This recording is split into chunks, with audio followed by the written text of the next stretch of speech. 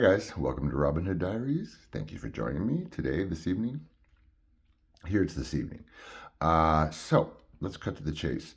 Tonight was promoted my work and working on a miniseries called The Awakening Land, which was stuck us in the middle of nowhere on location.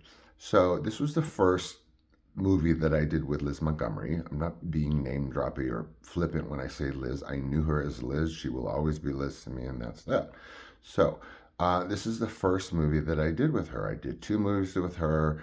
The second one we're going to discuss tomorrow night, and that I was cast sight unseen, meaning I was just called to her office to say hi, and then I was hired like the next day or that day. Um, we just had a special relationship, and she liked me playing her son. So there you go. So this was number two. Like I said, we were stuck in New Salem, Illinois. This is supposed to be the late 1700s. It's a mini series by really, I don't want to say because I'm going to get it wrong, but famous writer. I think he did, anyway. So he writes this, what is a mini series. It follows like a generation of which I'm kind of stuck in the middle. Tail end of one, beginning of the other, and I have the middle chunk. I mean, whatever. So there's lots of stars in this movie. I can't remember. A lot of them were. Well, this was '77. So let's put it into context. A lot of these stars were a lot younger. One of which I'll get to in a minute, so, like Burt Remsen and like these classic actors, to include Hal Holbrook, who played my father, who I will get into. So it was a long shoot.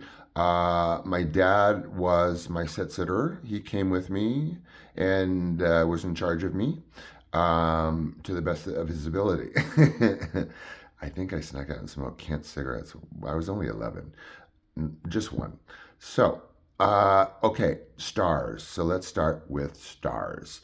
Takeaway star number one was Jane Seymour. Jane Seymour had done like nothing, when The Awakening Land came along. She was like, who was she? And she played Liz's sister or cousin or something like that. So she was like my cousin or my aunt. I don't know. She's very young, gorgeous.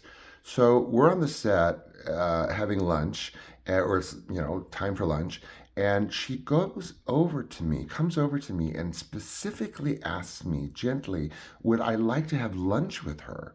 So, long story short, we're having lunch, and this woman is treating me as an equal. And this is the first time that this had ever happened to me. I've been in the industry since I was 6. So she was remarkable. She talked a lot about being a vegetarian and just so lovely and beautiful. And again, my takeaway was, wow, you took the time to take an 11-year-old to lunch and just completely treat him as an equal. Whoa. So star takeaway number two, Hal Holbrook, famous older actor. He plays my father. So he, in my opinion, was absolutely miscast in this movie, just utterly miscast. He just was like 100 years old. Liz Montgomery is this ethereal in this part, like this ethereal sort of floating, and then Hal Holbrook. Again, I know the father was supposed to be older, and he was like considerably older than her in the novel, but I mean, she looked like his daughter. But oh well, you know, that's casting. So I found him to be terribly aloof. Not terrible, but very aloof, man. Just completely not fuzzy, warm and fuzzy whatsoever. Not, I don't know, just kind of very vaguely kind of aloof, just really aloof. And he was used to playing unsympathetic characters anyway. Um, all the President's Men and all these serious like TV movies. He'd done movies, but he did a lot of TV. He was married to Dixie Carter from Designing Women. I actually catered a party at their house years and years and years later when I was like 21 or whatever. But I didn't say anything. I'm not going to say anything. So, uh, so his character like was older, like I said in the novel, and then he has an affair. He has an affair with the school teacher, my school teacher, which, crushes Liz Montgomery. Why? I don't know. I mean, I know, but so like, he's like not there like for her, and like she has to discover him like cheating on her, and he's never around. Like like I have a baby sister in the movie, and I'm out like chopping wood or whatever the hell, and she's running around like the coals, the hot coals where we're trying to cook something, and she jumps over it, and her dress catches on fire. Typical. And I mean, for these like melodrama, whatever, one kid has to go. So my baby sister sets a flame in front of me with this stunt girl, like this woman who's really, really short. And so my baby sister like was running around the coals or whatever and jumps over it, and her linen gown, like like this stunt woman like is running across the coals with that glaze kind of so she didn't burn alive. And so there's my sister running around flame. I just totally forgot this part, flaming. And I'm supposed to obviously stop cutting wood. So she ends up in the house. The poor actress was so horribly made up for being burned to a crisp. They wouldn't let the I'm sorry, you guys. I don't know where this is coming from. They wouldn't let the poor girl look at herself because it was really bad, like blistery and awful. Very quick shot of her in the movie, and then it's the emotional impact that Liz has, and he's not there, and like failure number 50 for the dad. So speaking of dads, my dad, like I said, was with me on this set, and in Illinois, land of Lincoln, whatever. So that's everywhere. There's gift shops everywhere.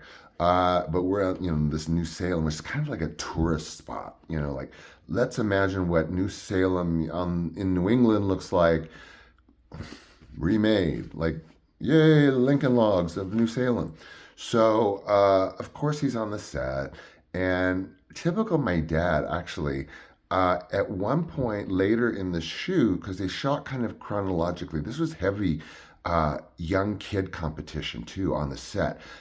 Tail end of one group of actors, I had the middle. Then the next generation comes in as Katie Kurtzman. It's Johnny Timko played my brother. So it's this confluence of like competitive young actors, at least as I left it.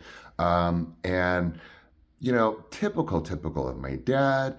He goes up to the director at the end of the mid chunk when they're showing me older. So I saw the actor playing me older in the beginning of the last episodes of the miniseries. But typical my dad had to go up to the director and tell him that that's not what I would look like when I was older. Like the guy was like 22 or I don't know what. And I had this like powwow with Boris Sagal. Poor Boris Sagal died in a horrifying accident filming another miniseries several years later.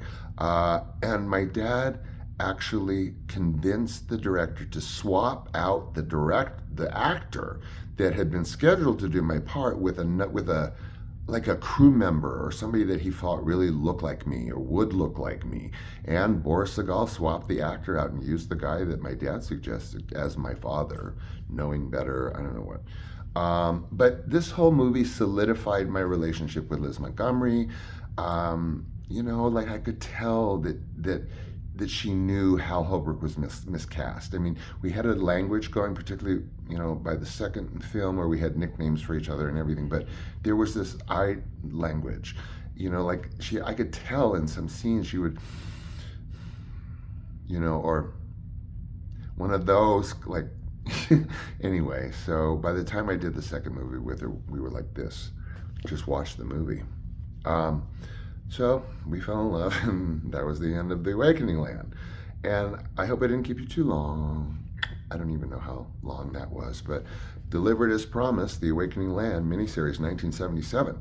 Tomorrow we're going to get into my movie of the week with Liz Montgomery, as I mentioned, 1978, Act of Violence. We'll get into that. Okay, guys, thanks as always for putting up with all this and me, and I love you. And I'll see you tomorrow. Bye.